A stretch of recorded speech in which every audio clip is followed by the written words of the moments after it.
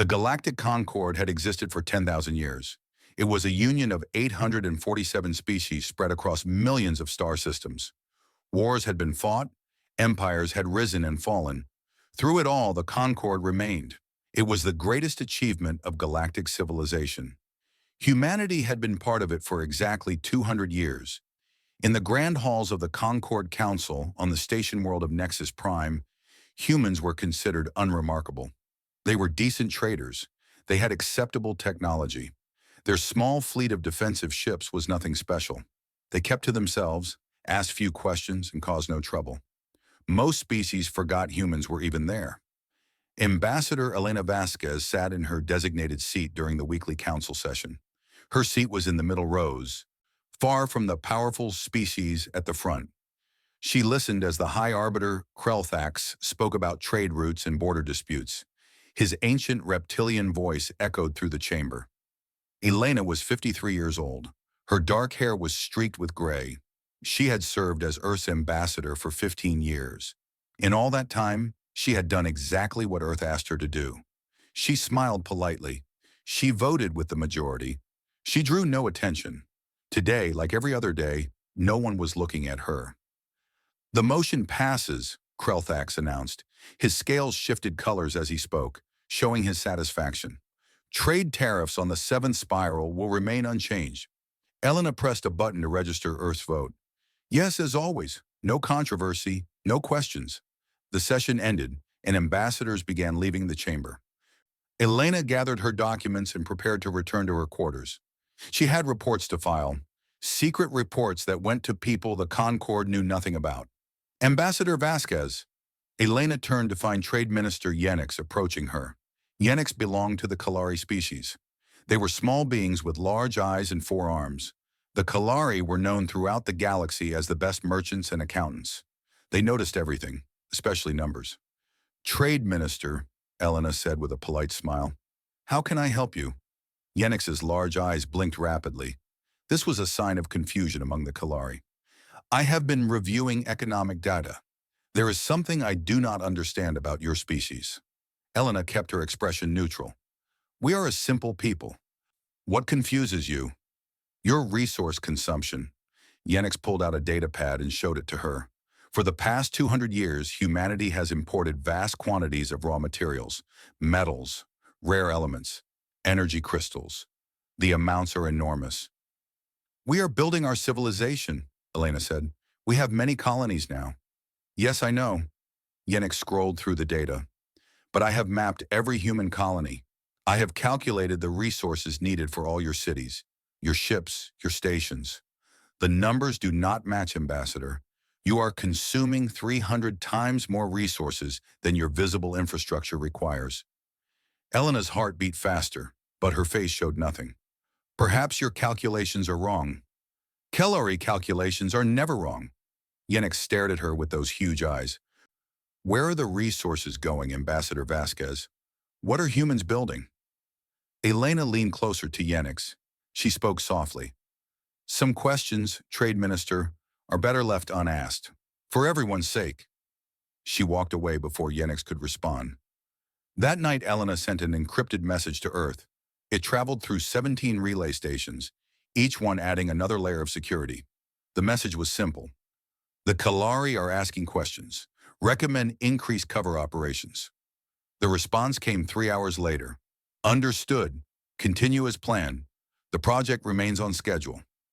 Elena deleted both messages and went to sleep. She dreamed of stars and shadows and things that moved in the darkness between galaxies. 2 weeks later, the galaxy changed forever. The emergency alert came in the middle of the night cycle. Every ambassador was summoned to the council chamber. When Elena arrived, she found chaos. Species were shouting at each other. Military commanders were rushing in and out. The giant display screens showed images of burning planets. High Arbiter Krelthax stood at the central podium. His scales had turned dark gray, a sign of extreme distress. "Silence," he commanded. The chamber fell quiet. 3 hours ago," Krelthax announced, "the hegemony of Vorn crossed our borders. They have invaded the systems of Korath, Belex, and Yintar. Their fleet numbers over 50,000 warships. Gas filled the chamber. The hegemony of Vorn was a massive empire outside the Concord. They had always been aggressive, always hungry for expansion, but they had never dared to attack the Concord directly. "We have received a message from Supreme Commander Thorax of the Vorn Fleet," Krelthax continued. "He demands our complete surrender. He says resistance will result in the extinction of all Concord species." The display changed to show a face that made Elena's blood run cold. Thorax was a Vorn, a species that looked like a nightmare made real. His skin was black as space. His eyes glowed red. 4 massive horns curved back from his skull. When he spoke, his voice was like grinding metal. "Creatures of the Concord," Thorax said in the recorded message, "your time is over. The hegemony will consume your worlds. Your people will serve us or die. You have one standard week to surrender. If you do not, we will burn every planet until nothing remains but ash and memory." The message ended. Silence filled the chamber. Council Defense Minister Selax, a being made of living crystal, stepped forward. His voice trembled. "Our combined fleet numbers 18,000 ships. We cannot defeat 50,000 Vorn warships. Even with every military asset we have, we will lose." "Then we must surrender," someone shouted. "We must fight," another screamed. "We must negotiate." The chamber exploded into arguments. Elena sat quietly and watched. Her communicator buzzed against her wrist. A message from Earth. 2 words. "Stand by."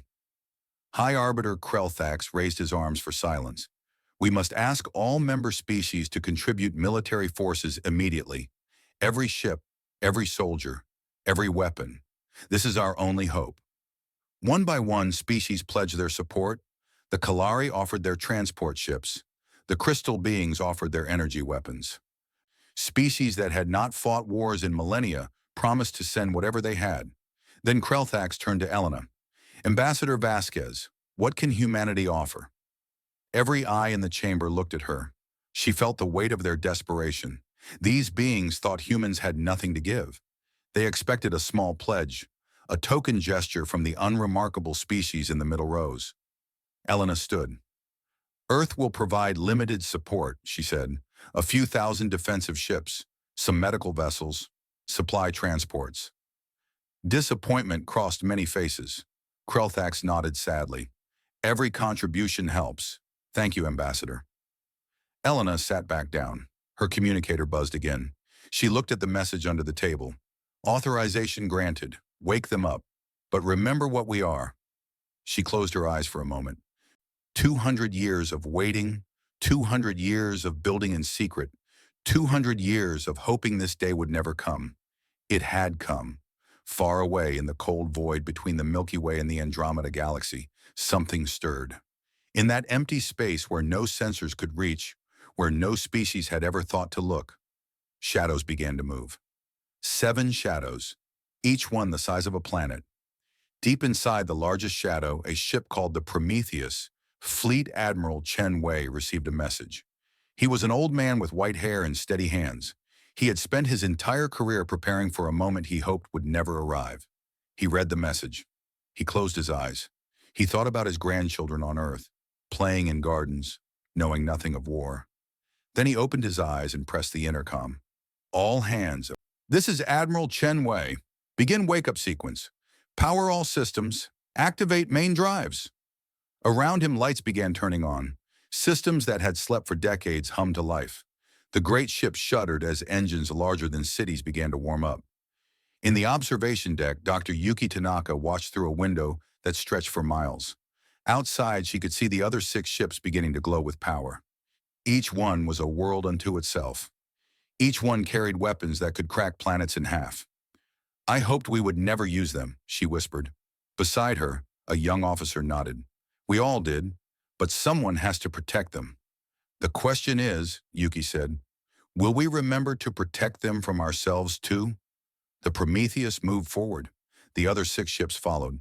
7 planet-sized warships, built in secret over 2 centuries, began their journey toward the galaxy that had never known they existed. The Concord thought they were alone against the Vorn. They had no idea what was coming to save them. The war began badly for the Concord. Within 3 days, the Vorn hegemony had conquered 7 star systems.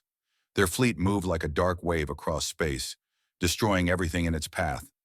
Defense stations fell, colonies burned, millions died in the first week alone.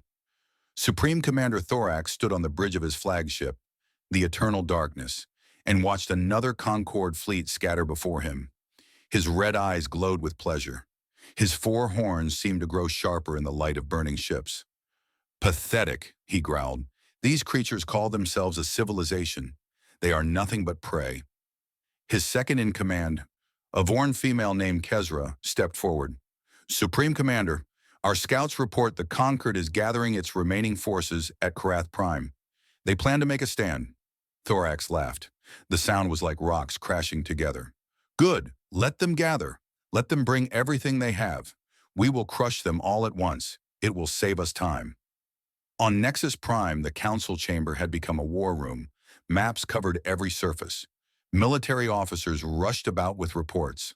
The smell of fear filled the air. High Arbiter Krelthax stood before the main display. His scales had not returned to their normal color in days. The stress was killing him slowly. He was over 300 years old and he had never seen anything like this. Our fleet at Korath Prime numbers 12,000 ships, Defense Minister Selix reported. His crystal body pulsed with nervous energy. The Vorn will arrive with at least 40,000. Our projections show 70% casualties within the first hour of battle. Then we will die with honor, Krelthax said. His voice was tired. Ambassador Elena Vasquez watched from her usual seat. She had received updates from Earth every few hours. The sleeping giants were moving, but space was vast. Even ships that could travel faster than anything the galaxy had ever seen needed time to cross the distance between galaxies. She had done the math. The giants would arrive at Korath Prime in approximately 6 hours. The Vorn would arrive in 8. It would be close. Too close. Far from the chaos of the Concorde, the 7 planet-sized warships cut through the void like ghosts. They traveled in perfect formation, their massive hulls darker than the space around them. No sensors could detect them. No technology in the known galaxy could even imagine ships this large.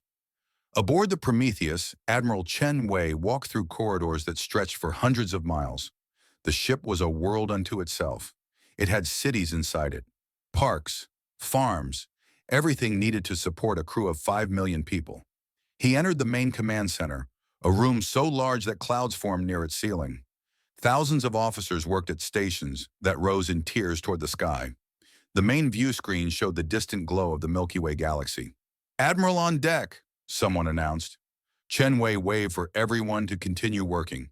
He walked to the central command platform where his senior officers waited. "Status report," he said. Captain Marcus Cole stepped forward. He was a tall man with dark skin and kind eyes that had seen too much. "All 7 giants are fully operational. Weapons charged, shields ready. We will exit fold space in 4 hours, 37 minutes. The Vorn fleet? Still on course for Korath Prime. They have no idea we exist." Chen Wei nodded slowly. He looked at the faces around him. These were good people. They had spent years training for a battle they hoped would never happen. Now the time had come. "I want to address the crew," he said. "All ships." The communication officers made it happen. Within minutes, Chen Wei's face appeared on every screen aboard all 7 giants. 5 million humans stopped what they were doing to listen. "This is Admiral Chen Wei," he began. His voice was calm and steady. "In a few hours, we will reveal ourselves to the galaxy. For 200 years, we have built these ships in secret. We have trained. We have waited. Many of us were born on these vessels and have never known any other life. Today, I want to remind you why we are here. We built these ships because humanity remembers what we once were. Conquerors, destroyers. We nearly wiped ourselves out with our own violence. When we reached the stars and found other life, we made a choice. We chose to be different. We chose to be protectors instead of predators.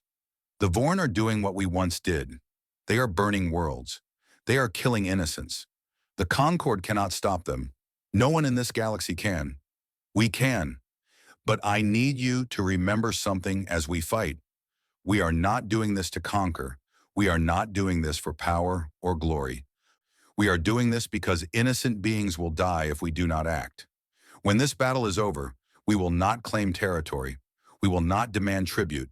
We will not rule anyone. We will do what must be done. Then we will go home. That is what makes us different. That is what makes us human. Prepare for battle. Chen Wei out. The message ended. Across all 7 ships, crews returned to their duties with renewed purpose. They understood. They had always understood. Power was nothing without wisdom. Strength was nothing without mercy. Back on Nexus Prime, Elena received an update. The Giants were on schedule.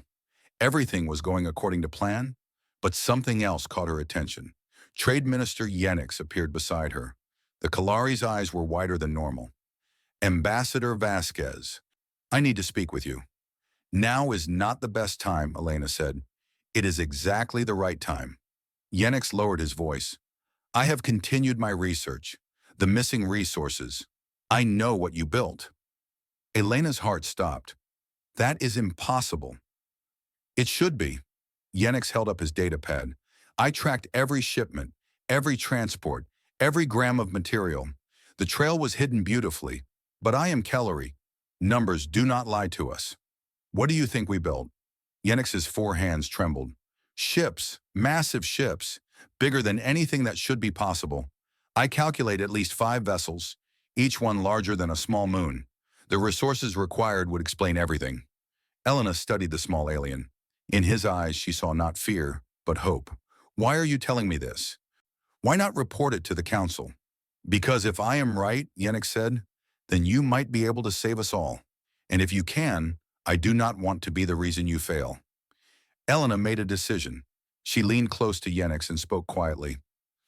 7 ships, each one the size of Mars. They will be here before the Vorn reach Korath Prime. Yenix's eyes grew so wide they looked like they might fall out. 7? That is impossible. The power requirements alone? Humanity has been preparing for this for 2 centuries. We hoped we would never need them. The Vorn made that hope meaningless. Why tell me this? Elena smiled sadly. Because when those ships arrive, the galaxy will change forever. Everyone will want to know why we built them, why we kept them secret. Whether we can be trusted with such power. Can you be trusted? I honestly do not know, Elena admitted, but I know this. We could have conquered the galaxy before anyone knew we existed. We did not. We will not. Maybe that is enough. Maybe it is not. But today we will save the Concord and we will ask for nothing in return. Yenix stared at her for a long moment. Then his forearms folded across his chest in the Kellery gesture of deep respect. Then I will pray to gods I stop believing in that your ships arrive in time. At Korath Prime, the Concord fleet arranged itself for a final stand. 12,000 ships formed a defensive sphere around the planet. 8 billion people lived on that world. If the fleet fell, they would all die. The Vorn fleet appeared on sensors, 42,000 warships, arranged in an attack formation that spoke of absolute confidence. They did not expect a real fight, they expected slaughter. Supreme Commander Thorax opened a channel to the Concord fleet.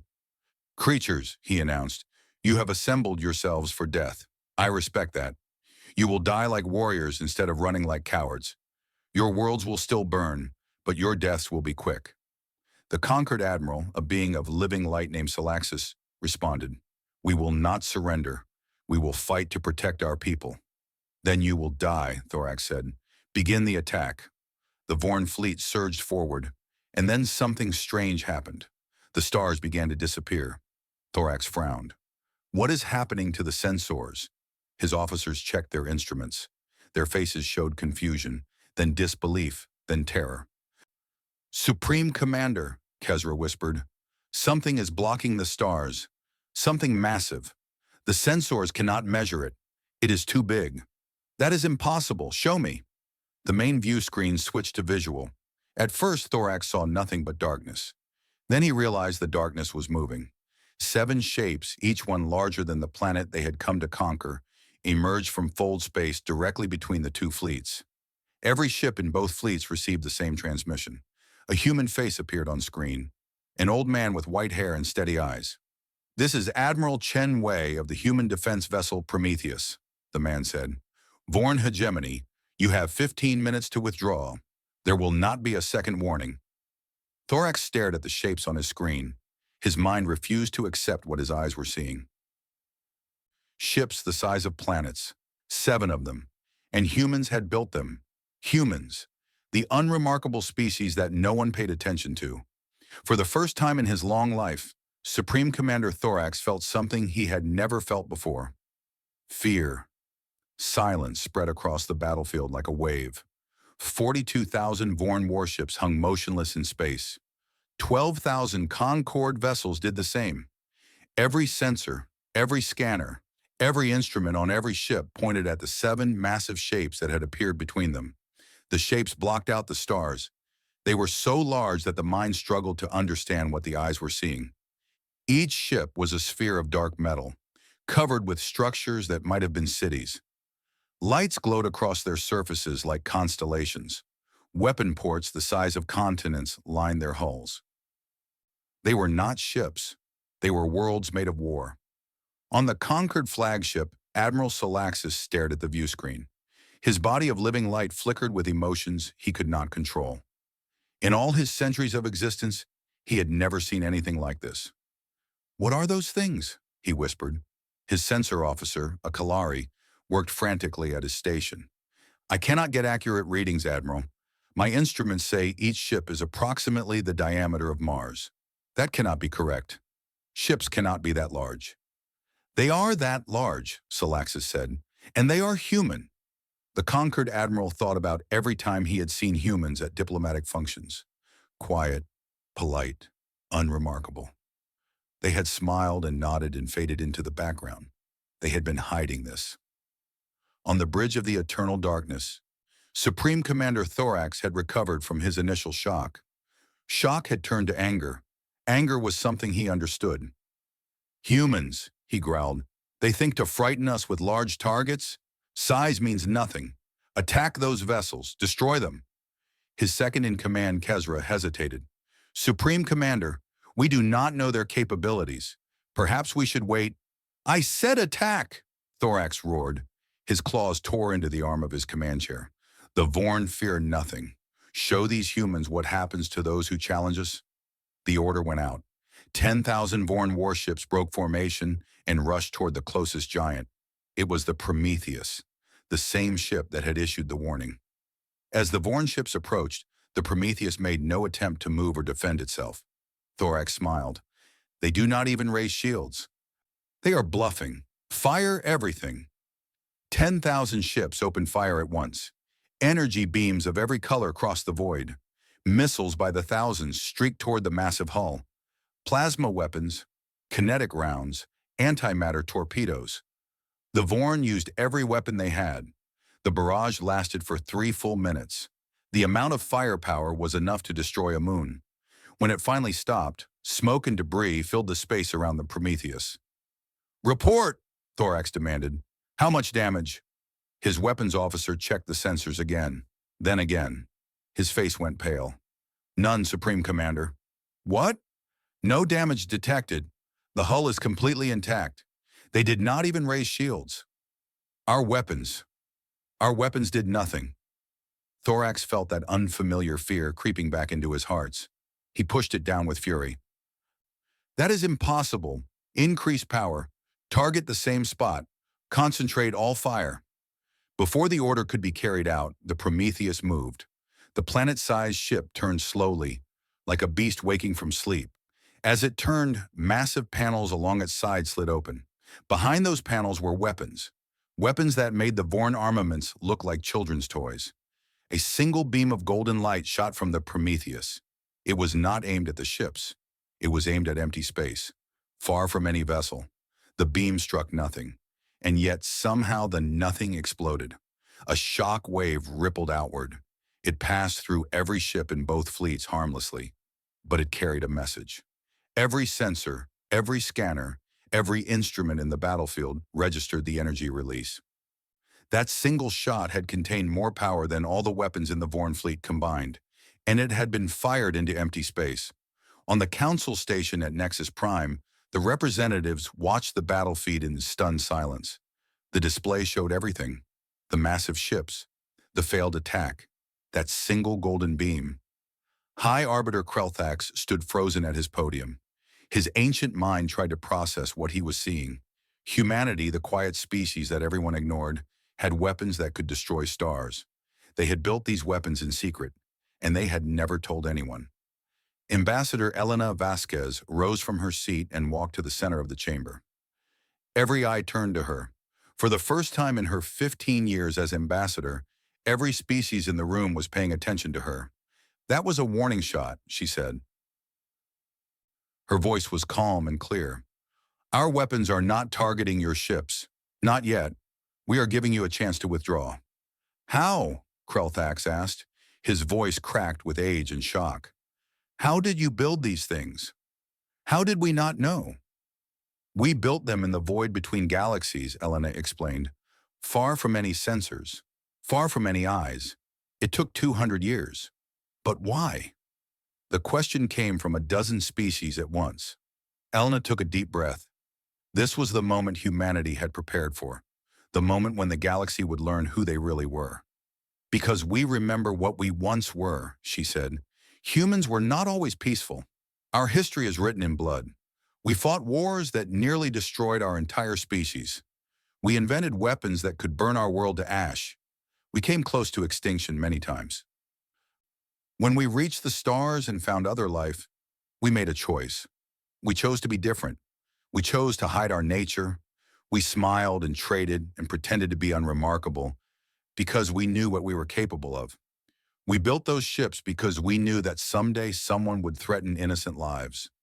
Someone would try to burn worlds and enslave species.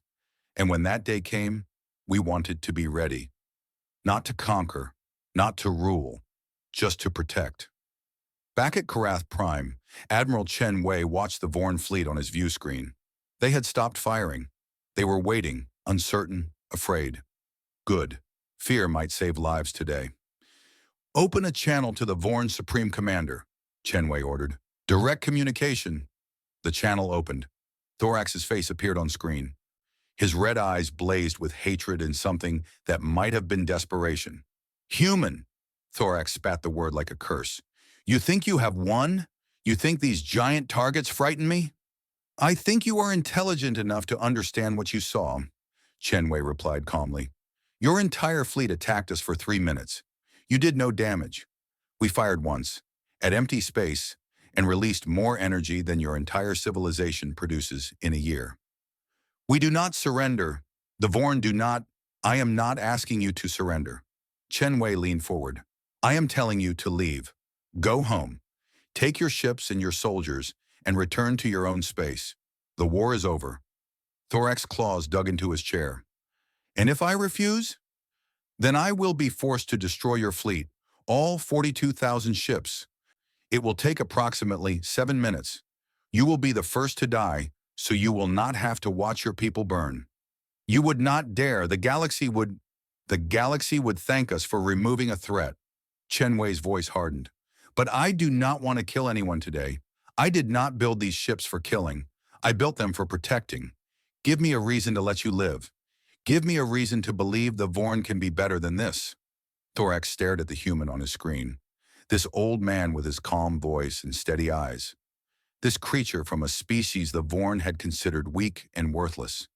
He had never hated anyone more, and he had never been more afraid. "You will regret this," Thorax said. "One day we will find a way to destroy your ships. We will burn your worlds and—" "Maybe," Chen Wei interrupted, "or maybe you will go home and think about why you lost today. Maybe you will realize that conquest brings only suffering. Maybe you will become something better." He paused. "I am choosing to believe that is possible. I am choosing to let you live because I believe even the Vorn can change. Do not make me regret that choice." The channel closed. For a long moment, nothing happened. The Vorn fleet remained in position. The giants waited, weapons ready but not firing. Then slowly the eternal darkness began to turn. One by one, the Vorn ships followed their flagship. They formed up in retreat formation and began moving away from Karath Prime. 42,000 warships, the pride of the hegemony, fled from 7 human vessels without firing another shot. On the Concorde flagship, Admiral Salaxis watched the Vorn retreat. Tears of pure light ran down his face. They had been certain they would die today. They had been ready to sacrifice everything to buy time for their people. And humans had saved them. Humans, with their impossible ships and their quiet kindness. Salaxis opened a channel to the Prometheus. Admiral Chen Wei, on behalf of the Concord, I thank you. You saved billions of lives today. Chen Wei's face appeared on screen. He looked tired, sad even. I wish we had not needed to reveal ourselves. I wish the Vorn had never come. But we could not stand by and watch innocent people die. What happens now? Chen Wei looked at something off screen. Then he turned back. Now we go home. Our ships will return to the void. We will watch over the galaxy from afar, as we always have. You saved us. The Concorde owes you. The Concorde owes us nothing. Chen Wei's voice was firm but gentle. We did not do this for payment or power. We did it because it was right. That is all. The channel closed. As the 7 giants began to move away from Korath Prime, the entire galaxy watched. Every species, every world, every being with access to a view screen saw the planet-sized ship slip back into the darkness between stars. Humanity had revealed itself, and the galaxy would never be the same. The Vorn fleet retreated for 3 days before stopping. Supreme Commander Thorax stood on his bridge and stared at the stars. His red eyes had lost their glow. His great horns seemed to droop.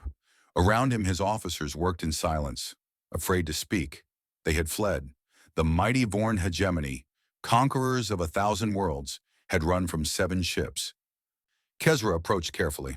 Supreme Commander, we have received a transmission from the homeworld. The High Council demands an explanation. Let them demand.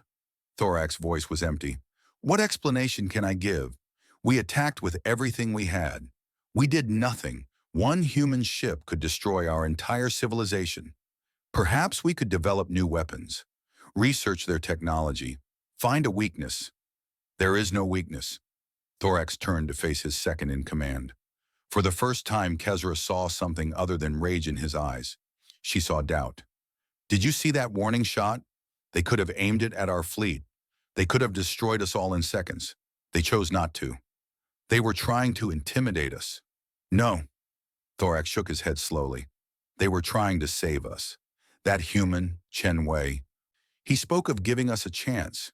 He spoke of us becoming something better. He could have killed every Vorn in existence, and instead he let us go. Kezra did not know how to respond to that. The Vorn did not show mercy. They did not understand it. Mercy was weakness. Mercy was for prey. But the humans had shown mercy, and they were clearly not weak. What do we do now? She asked. Thorax turned back to the stars. I do not know. For the first time in my life, I truly do not know. On Earth, the response to the revelation was mixed. In the great chamber of the United Earth Council, representatives from every nation and colony gathered to discuss what had happened. The room buzzed with tension. View screens showed news feeds from across human space. The secret was out. Everyone knew about the sleeping giants now. Secretary General Maria Santos stood at the central podium. She was a small woman with gray hair and sharp eyes. She had led humanity for 12 years, and this was the most important speech of her life. The galaxy now knows what we have built, she began. For 200 years, our greatest secret was kept. Our ancestors made a choice when they designed the giants. They chose not to use them for conquest. They chose to wait and watch and hope they would never be needed. That hope has failed, someone shouted from the crowd. The Vorn know about us now. Every species in the galaxy knows. They will fear us. They will hate us. Perhaps, Santos acknowledged, but consider the alternative. We could have watched as the Vorn burned the Concord. We could have stayed hidden while billions of innocent beings died. Would that have been better? The chamber fell silent. We have power that no other species can match, Santos continued. The question is not whether we have it. The question is what we do with it. Our ancestors answered that question when they built the giants. They built weapons that could conquer the galaxy, and they chose to make them weapons of protection instead. But we could rule! Another voice rose from the crowd. We could establish a human empire. No one could stop us. The galaxy would be ours. Santos looked at the speaker with sad eyes. Yes, we could rule. We could conquer every world and enslave every species. We have the power. But power without wisdom is destruction. Strength without mercy is cruelty. We would become exactly what we saved the Concorde from. She paused to let her words sink in. I have spoken with Admiral Chen Wei. The giants are returning to the void. They will watch over the galaxy as they always have. They will come if they are needed again, but they will not conquer. They will not rule. That is not who we are. On Nexus Prime, the Concord Council met in emergency session. The chamber was packed. Representatives from every member species crowded the room. View screens showed billions more watching from across the galaxy. This was the most important moment in 10,000 years of Concord history. High Arbiter Krelthax called for order. His voice was stronger than it had been during the war. Seeing the humans save them had renewed something in the old reptile. We are gathered to discuss the human situation, he announced. Ambassador Vasquez, please come forward. Elena walked to the central platform. She felt the weight of every eye on her. Fear, suspicion, gratitude, confusion. She saw all these emotions on the alien faces around her. Ambassador, Krelthax said, humanity has revealed a power that surpasses anything in galactic history. Your 7 ships could destroy the entire Concorde in days. You have hidden this from us for 2 centuries. The Council demands to know, what are your intentions? Elena had prepared for this moment her whole life. Every human ambassador before her had prepared for it too. They had rehearsed the words. They had practiced the tone. They had prayed they would never need to use them. High Arbiter, Elena began, I understand your fear. If our positions were reversed, I would feel the same. A species you considered unremarkable has revealed itself to be the most powerful force in the galaxy. You wonder if we will use that power against you. She looked around the chamber, meeting as many eyes as she could. The answer is no. We did not build the giants to conquer. We did not build them to rule. We built them because we remember what we once were. Humanity has a history of violence that shames us. We nearly destroyed ourselves with war before we ever reached the stars. When we found other life, we swore we would be different. But we are not fools. We knew that threats would come. We knew that someday someone would try to destroy innocent lives. So we built our ships in secret, far from any eyes. We built them to be a shield, not a sword. The Vorn came, they burned your worlds, they killed your people. We revealed ourselves to stop them. Now they are gone, and we ask nothing in return. Nothing? Krelthax sounded doubtful. You saved the entire Concord and asked for nothing? Nothing, Elena confirmed. No territory, no tribute, no seats of power. Our ships are already returning to the void. We will watch over the galaxy as we have always done. We will come if we are needed again, but we will not rule you. We will not control you. That is not our right. The chamber erupted in whispers. Species that had feared human conquest moments ago now looked confused. This was not how power worked. This was not how any species in history had acted. Trade Minister Yenix stepped forward. I have studied human economics for years. I know the cost of those ships. Trillions of credits. Billions of labor hours. 2 centuries of work. You spent all that to protect beings who never knew you existed? Yes. Why? Elena smiled sadly. Because when you have the power to help, and you choose not to, you become responsible for what happens. We could not watch innocent people die. We could not let the Vorn burn your worlds. The cost does not matter. The effort does not matter. What matters is doing what is right. Admiral Solaxis, the being of living light who had led the Concorde fleet at Karath Prime, rose from his seat. I was prepared to die at Karath. My entire fleet was prepared to die. We knew we could not win, but we fought anyway because our people were behind us. Then the humans came. They saved us all. They asked for nothing. They are leaving now expecting nothing. I have lived for 4 centuries. I have seen many species claim to be noble. I have seen many empires claim to be just. They all lied. They all wanted power. The humans do not lie. They have more power than anyone, and they choose not to use it. That is not weakness. That is strength I cannot comprehend. He turned to face Elena directly. On behalf of my people, I thank you, and I am sorry we never truly saw you until now. One by one, other representatives rose to speak. Some expressed gratitude, others expressed fear, many expressed confusion. But slowly a consensus began to form. Humanity had passed a test that no other species had ever faced. They had gained ultimate power and chosen mercy. They had won a war and asked for nothing. They had revealed their true strength, and that strength was not in their weapons. It was in their choice not to use them. High Arbiter Krelthax raised his arms for silence. The Council will vote on a resolution. Humanity is to be recognized as a protector species, a new classification that carries no political power, but acknowledges their role as guardians of the Concord. All in favor? The vote was unanimous. On the Prometheus, Admiral Chen Wei received the news. He smiled slightly, then shook his head. Tell them we accept the honor, but need nothing in return, he told his communication officer. Our job is not to be thanked. Our job is to protect.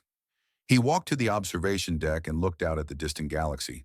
Somewhere out there, billions of lives continued because of what his ships had done. Children would grow up. Families would thrive. Civilizations would flourish.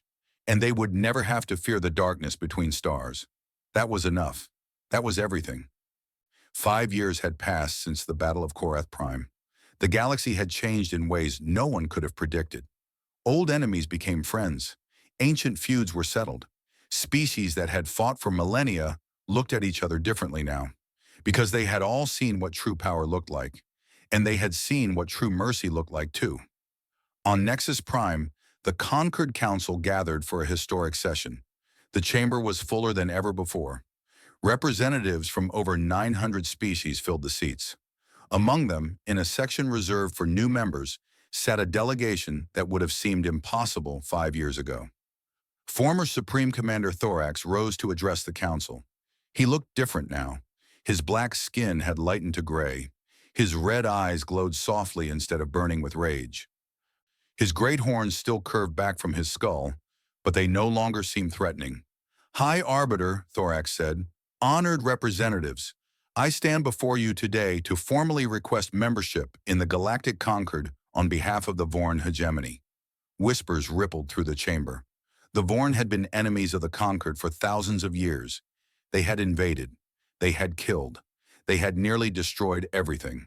And now they wanted to join. High Arbiter Krelthax raised his hand for silence. Former Supreme Commander Thorax, your request is unprecedented. The Vorn have been our enemies since before recorded history. You invaded our space 5 years ago. Millions died because of your actions. Why should we accept you now? Thorax lowered his head. It was a gesture of respect that no Vorn had ever shown to another species. Because I was wrong, because my people were wrong. For generations, we believed that strength meant conquest. We believed that power meant domination. We believed that showing mercy was weakness. Then we met the humans. They had power beyond anything we could imagine. They could have destroyed us completely. They could have erased the Vorn from existence, and no one would have blamed them. Instead, they let us go. They gave us a chance to become something better. I did not understand at first. I was angry. I wanted revenge. I spent months planning how to destroy them, how to find a weakness in their great ships. But their admiral, Chen Wei, said something to me that I could not forget. He said he chose to believe the Vorn could change. He said he let us live because he believed even we could become something better. For 5 years, I have thought about those words. I have studied human history. I have learned about the violence they overcame. I have seen how they chose to be protectors instead of conquerors. And I have tried to lead my people on a similar path. The hegemony no longer conquers. We no longer enslave. We have freed every species we once dominated. We have paid reparations to every world we damaged. We have done everything we can to make amends for what we were. I cannot undo the past. I cannot bring back the dead. But I can promise that the Vorn will never again be what we were. We will be partners instead of predators. We will build instead of destroy. That is why I ask for membership, not because we deserve it, but because joining the Concord is the final step in becoming the people the humans believed we could be. Silence filled the chamber. Then from the human section, Ambassador Elena Vasquez rose to speak. She was older now, more gray in her hair, more lines on her face, but her eyes were still sharp and her voice was still strong. I support the Vorn application, she said simply. More whispers. Elena waited for quiet before continuing. 5 years ago, Admiral Chen Wei made a choice. He could have destroyed the Vorn fleet. He could have ended their threat forever. Instead, he chose to believe they could be better. Some called him naive. Some called him foolish. Some said the Vorn would never change. He was right. They were wrong. The Vorn have spent 5 years proving that mercy was the correct choice. They have freed slaves. They have rebuilt worlds. They have become the very thing they once hated. If we reject them now, we tell the galaxy that redemption is impossible. We tell every species that once you make a mistake, you can never recover. That is not the message the Concord should send. I vote to accept the Vorn, and I think Admiral Chen Wei would vote the same way. The vote was held. It was not unanimous. Too many species had lost too much to the Vorn, but the majority agreed with Elena. By a margin of 700 to 200, the Vorn hegemony was accepted into the Galactic Concord. Thorax bowed his great horned head. Tears fell from his red eyes. Thank you, he said. We will not fail you. After the session, Elena walked through the gardens of Nexus Prime. She found a quiet bench overlooking a lake of liquid crystal and sat down to rest. The past 5 years had been exhausting. Every species wanted to talk to humans now. Everyone wanted to understand them. Everyone wanted to know their secrets. She heard footsteps behind her and turned to find Trade Minister Yenix approaching. Ambassador, the Kalari said, may I join you? Of course. Yenix sat beside her, his forearms folded in his lap. I have been studying your species for 7 years now. First your economics, then your history, then your psychology. I still do not understand you. Elena laughed softly. Sometimes we do not understand ourselves. Your ships are still out there, in the void between galaxies, watching. Yes, you could rule us all. You could demand anything. You could shape the entire galaxy according to your wishes. Yet you sit here on a bench, alone, watching a lake. Elena watched the light play across the crystal waters. That is exactly why we built the ships, Yenix. We built them so we would not become conquerors.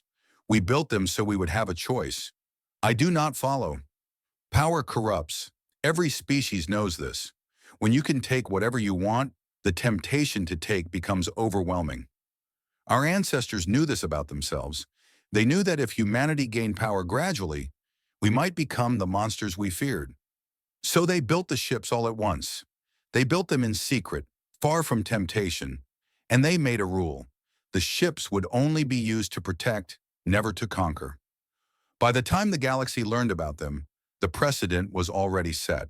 We had already chosen who we would be. Every generation since has kept that promise.